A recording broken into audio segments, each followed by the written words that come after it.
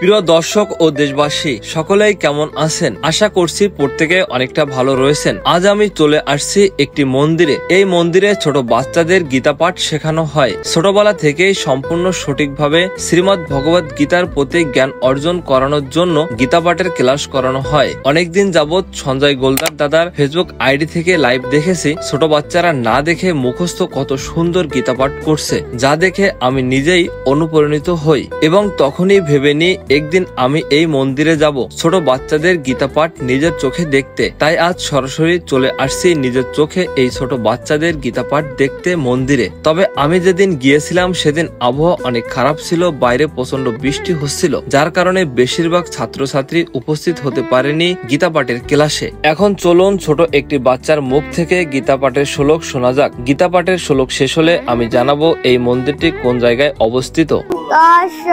ওম নমো ভগবতে বাসুদেবায়।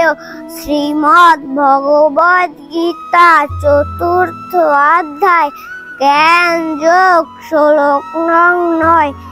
জন্ম কর্ম যমে দিব্যমে বম জবেত্তি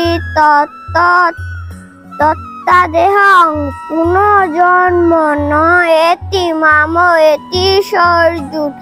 অনুবাদ: হে অর্জুন, যিনি আমার এই প্রকার দিব্য জন্ম ও কর্ম যথাযথভাবে জানেন, তাকে দেহ ত্যাগ করার পর পুনরায় জন্ম গ্রহণ করতে হয় না।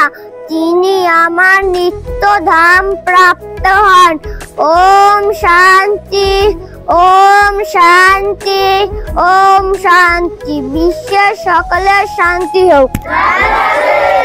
এখানে প্রত্যেকটি মানুষের ব্যবহার ছিল অনেক সুন্দর। বিশেষ করে ধন্যবাদ দিতে চাই সঞ্জয় গোলদার দাদাকে। দাদা অনেক ভালো মনের একজন মানুষ, যার সহযোগিতায় আপনারা এই ভিডিও ফুটেজগুলো দেখতে পেলেন। এবার চলুন জানা যাক এই মন্দিরটির কারেক্ট লোকেশন কোথায়। খুলনা বিভাগের বাগেরহাট জেলার মোড়লগঞ্জ থানার 12 নং জিউদরা ইউনিয়নের 7 নং ওয়ার্ডে অবস্থিত পাথরিয়া কালীবাড়ি শ্রী শ্রী রাধা মাধব সেবা আশ্রম। প্রতি শুক্রবার সন্ধ্যা 7টা 30 মিনিট থেকে 9টা 30 মিনিট পর্যন্ত গীতা পাঠের ক্লাস চলমান থাকে এই মন্দিরে।